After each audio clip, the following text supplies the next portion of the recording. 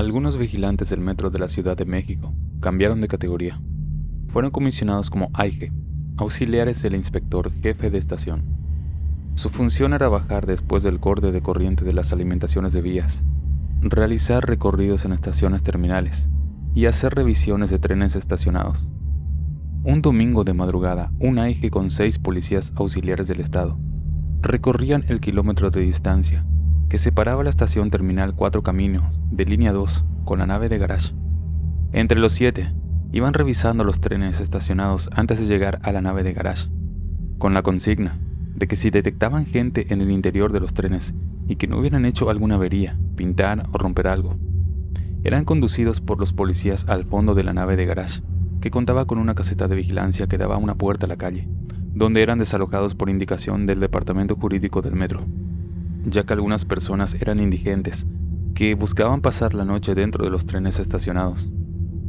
Esa noche 2 policías se adentraron y dejaron atrás al AIGE y a los otros policías. Cuando estos 2 elementos llegaron a la nave de garage, dicen que escucharon llorar a un niño.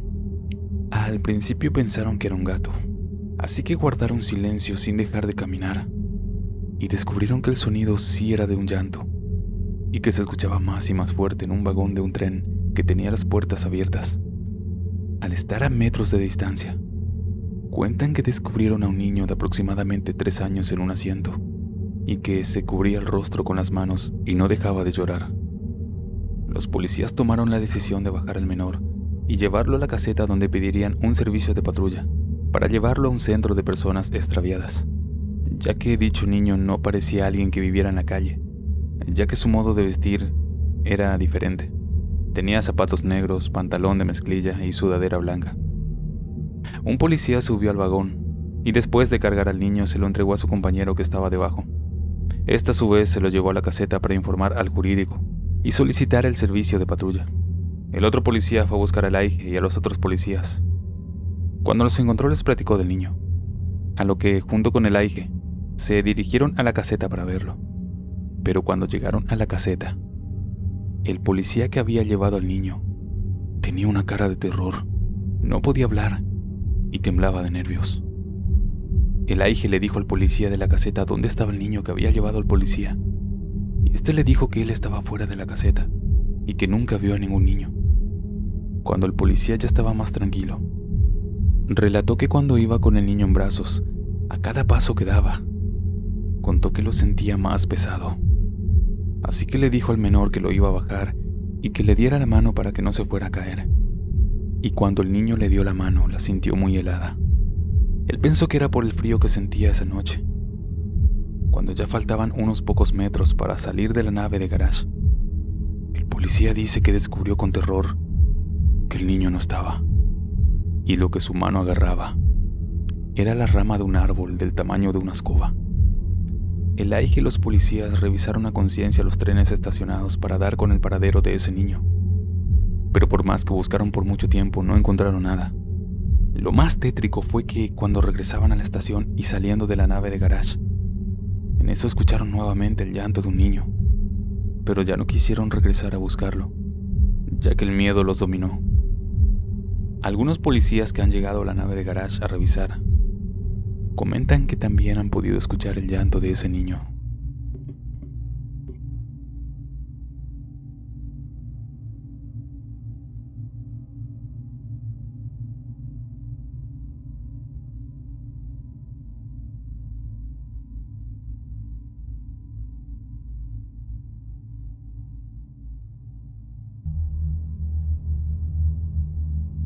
Esto me pasó en el año 95. En ese entonces yo trabajaba en la Policía Judicial del Estado y me encontraba destacamentado en Rosa Morada.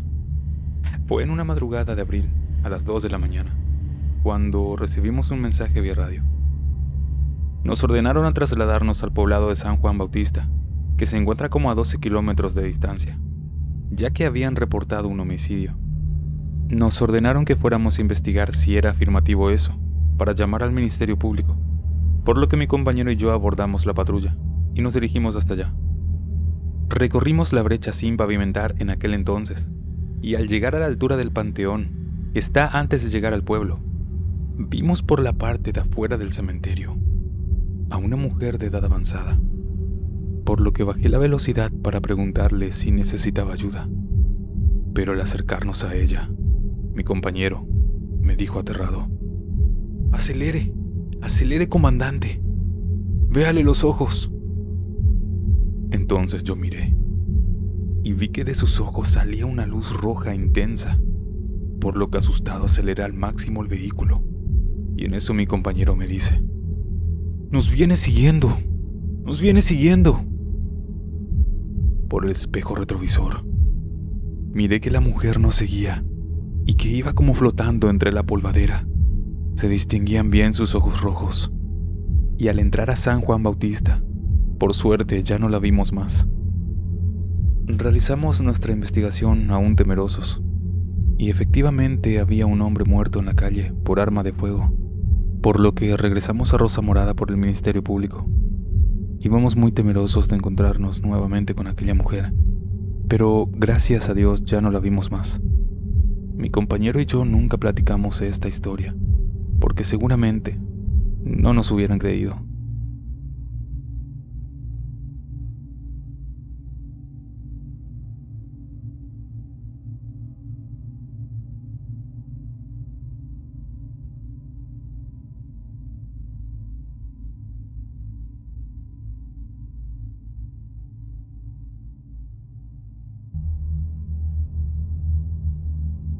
Ser policía era mi sueño desde joven.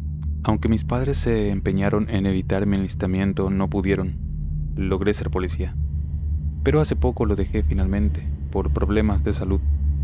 Vistiéndome el uniforme, viví muchas experiencias, que ahora quiero compartir. El primer suceso extraño que sufrí en una delegación policial fue quizás no tan terrorífico, pero sí me dio una idea de que lo paranormal existe y que no hay ningún lugar seguro. Tenía que hacer mi primer turno en la guardia, que era básicamente tener el control de todo. No sería tan difícil, de no ser porque estábamos viviendo una situación en donde los delincuentes habían recrudecido sus acciones. Habían atacado a compañeros en retenes durante los patrullajes, en sus casas, e incluso habían atacado a algunas delegaciones. Así que debíamos estar muy alertas. Cuando era cerca de la 1 de la madrugada, decidí prepararme un café. Cuando en eso un sonido extraño empezó. Era como el rodar de algo metalizado pero suave, como cuando juegas con alguna canica y la dejas rodar en una superficie de concreto. Así se escuchaba. Un rodar lento, cada vez más cerca, cada vez más fuerte. Lo primero que pensé fue que nos habían atacado, que alguna lacra había tirado algún objeto hacia la delegación. Obviamente, al no haber explosión inmediata, o algo igual o peor, me calmé y busqué por el piso lo que provocaba ese sonido. Pero no había nada. Miré debajo de los muebles y revisé todos los rincones cercanos, pero nada. Creía que mi mente me había jugado alguna mala pasada, así que iba a volver a mi escritorio, pero apenas había dado unos pasos, empezó de nuevo el rodar. Yo me detuve y eso se detuvo. Caminé y eso empezó a rodar otra vez. Y ahí lo entendí. No había nada en el piso, sino que el sonido venía del techo, del cielo falso. Pero eso era imposible, porque no había segundo nivel. Tampoco la construcción permitía que nadie pudiera ingresar a ese espacio, y mucho menos moverse con libertad. Quizás algunos insectos o animales pequeños cabrían ahí, pero no conocía ningún animal o insecto que hiciera ese tipo de sonido. Miré el techo fijamente y justo sobre mi cabeza empezó a botar de nuevo eso. Era como si fuera una broma. No sabía qué estaba pasando, no lo entendía. A esas alturas, era un manojo de nervios. No sabía qué hacer. Si despertar a todos mis compañeros, diciéndoles que había algo extraño botando sobre mí. La idea era ridícula, pero siendo el nuevo elemento, entonces llegó la salvación. Una compañera, de las más veteranas del lugar, me llamó por mi nombre. No dijo nada de la situación. Ni siquiera pareció notar que yo estaba de pie, inmóvil y mirando el techo con ojos desorbitados. Tan solo me dijo: «Vengo a darte un relevo para que descanses». Le di las gracias automáticamente, y cuando quise preguntarle sobre lo que acababa de pasar, ella ya estaba sentándose en el escritorio, revisando las notas del día, y callándome con la mirada mientras me decía: aprovecha y descansa. Me fui sin más. Jamás supe qué había pasado. No estuve mucho tiempo tampoco ahí, ni volví a estar de guardia. Pero sí supe que de lejos, mi experiencia no era la única, ni tampoco la peor.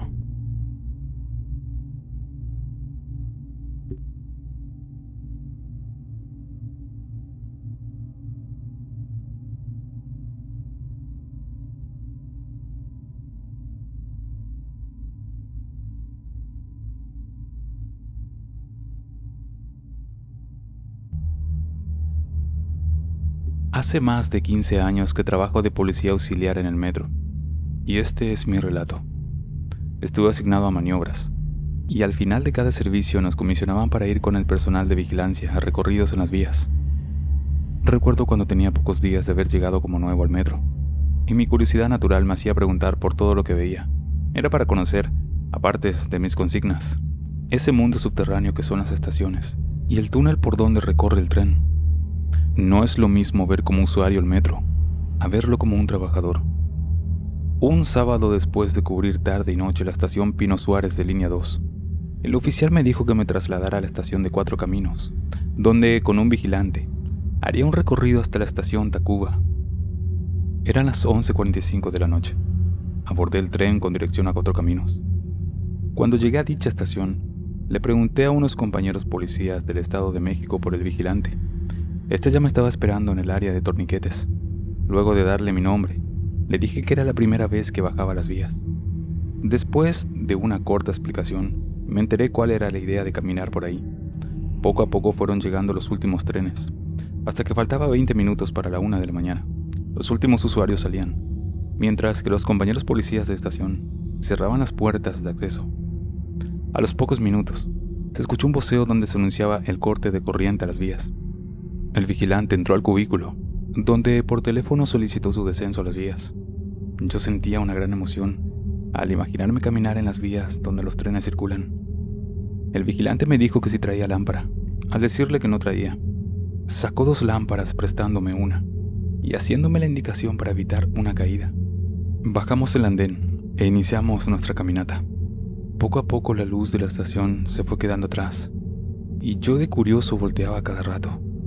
Cuando el vigilante me vio haciendo eso, me regañó, porque me dijo que podía perder el equilibrio y caerme. La primera sensación a estar caminando en el túnel medio iluminado fue llegar lo antes posible a la siguiente estación, Panteones, porque, aunque va uno acompañado, la oscuridad y el encierro imponen, y mucho. El vigilante agarró la vía izquierda y yo la derecha. Me dijo que era para que revisáramos mejor la zona de vías. Y de repente, de entre la oscuridad, en el lado de vía por donde yo iba caminando, pude notar a pocos metros adelante que habían unas sombras sentadas en la barra guía, que es la que conduce la corriente. Recuerdo que le dije al vigilante: se ven unas sombras sentadas en la barra, y él me contestó: son trabajadores. Voy a preguntarle su nombre y el trabajo que van a hacer. Yo conté a 6 personas sentadas en la barra guía, pero lo extraño era que todos vestían de negro y que cubrían sus rostros y cabeza con una capucha, algo fuera de lo normal, porque ahí se sentía mucho calor. No me imaginaba estar así, y lo más extraño era que ninguno de estos trabajadores llevaba alguna lámpara y estábamos en una zona muy oscura. El vigilante, cuando quedó a pocos metros de ellos, le saludó, pero yo nunca escuché que le regresaran el saludo, así como tampoco vi que levantaran el rostro para mirarlo. Me hice el disimulado y miré a todos lados, y en eso me espanté, cuando el vigilante me habló con un tono de nerviosismo y me dijo que nos fuéramos de ahí. Entonces, él se fue a su vía y apresuró el paso, y yo lo seguía en mi vía, y en eso me tocó pasar al lado de esas personas, y cabe decir que sentí un escalofrío cuando pasé al lado de ellos. Por cierto, ellos nunca levantaron la cabeza para mirarme. Cuando los dejamos atrás, quise hacerle 1000 preguntas al vigilante, pero él me dijo que apresurara el paso y que, llegando a la estación Panteones, contestaría mis preguntas. Al llegar a dicha estación, yo me asusté cuando vi el rostro pálido del vigilante, y él me dijo que esos no eran trabajadores, Me dijo que fueron unos muertos, que los descubrió cuando se acercó a ellos y pudo ver con su lámpara que sus manos eran puros huesos y lo que parecían ser sus pies eran carnes descarnadas y aguzanadas. Esa noche ya no continuamos el recorrido a la estación Tacuba y nos quedamos ahí, en panteones.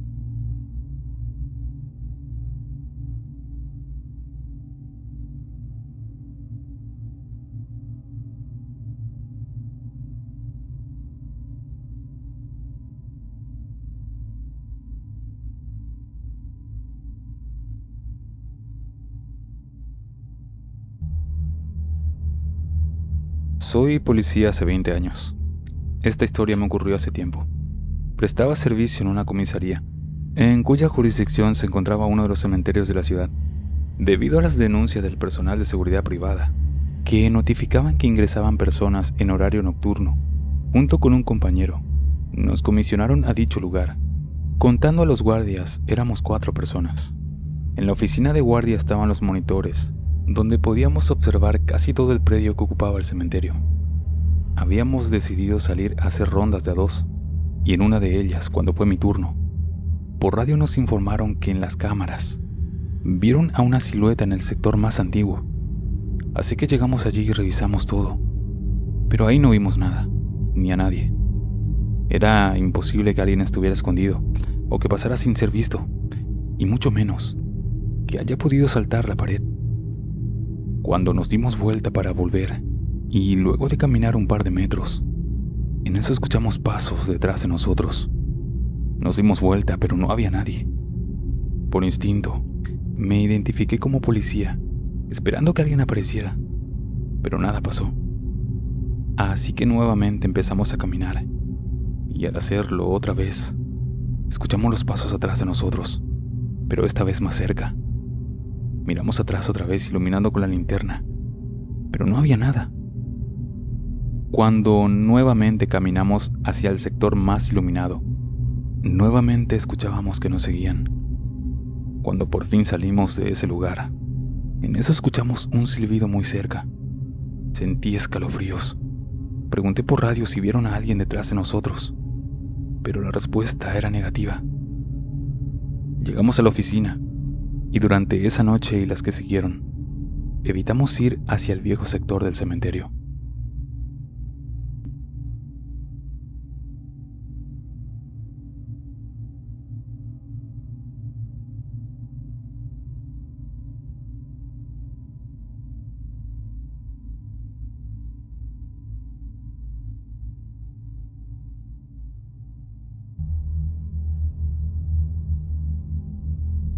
Por si hay quienes no creen en brujas, me permito decirles que están muy equivocados.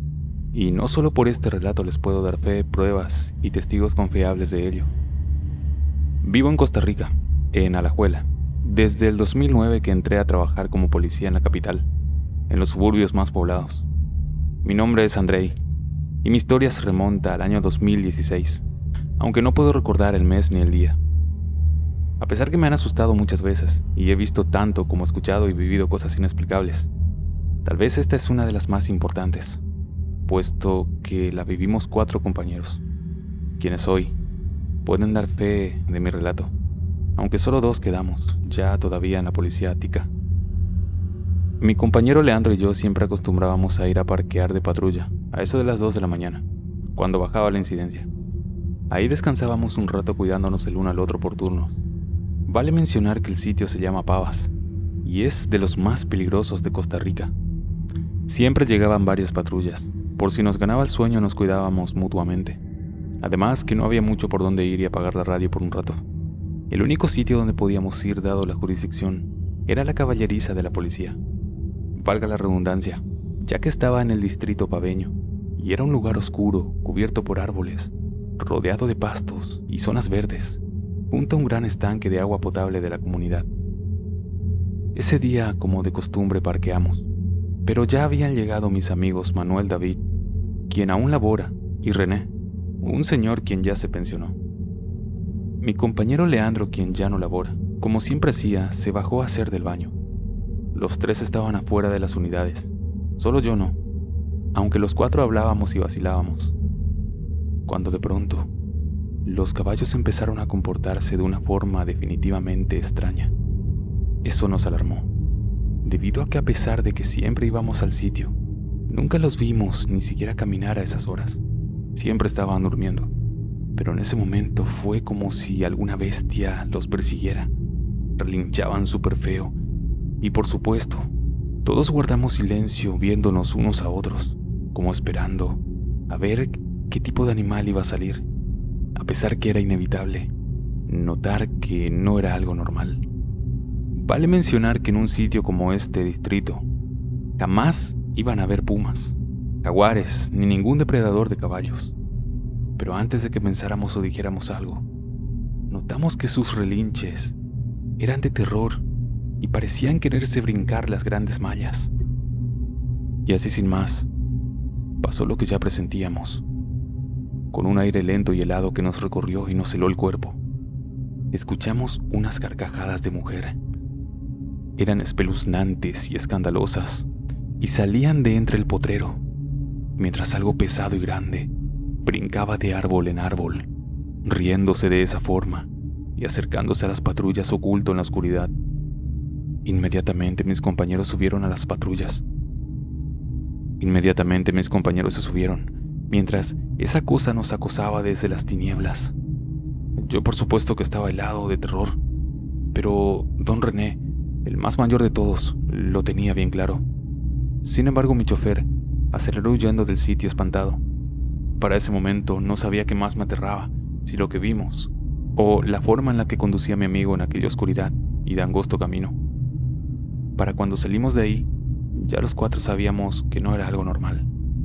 Y después de eso, ya no pensamos en ir por nada del mundo ahí. Fuimos las noches siguientes a ver qué veíamos juntos, pero ya nada más se vio. Aunque mi compañero y yo ya sabíamos que algo acostumbraba a andar por las noches en ese sitio, ya que meses antes, él y yo vivimos cosas extrañas. De hecho, yo vi lo peor, cuando una sombra de mujer me despertó cuando descansábamos en la unidad en ese mismo sitio, y mi compañero en otra oportunidad, mientras logró dormirse, me despertó espantado, diciéndome que vio algo, pero de lo cual nunca me quiso decir. Ya para unos meses después de vivido esto, supimos que definitivamente algo rondaba el sitio, y ya no queríamos ir más por ahí.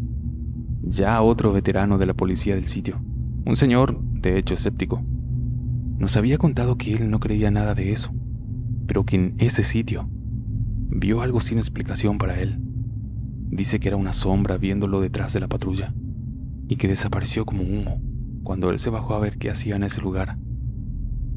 En fin, tuvimos que vivirlo en carne propia para creer, y vaya que sí les puedo decir que las brujas son reales, y que aunque no fue la primera vez que las escuché ni la última, esa fue la más terrorífica.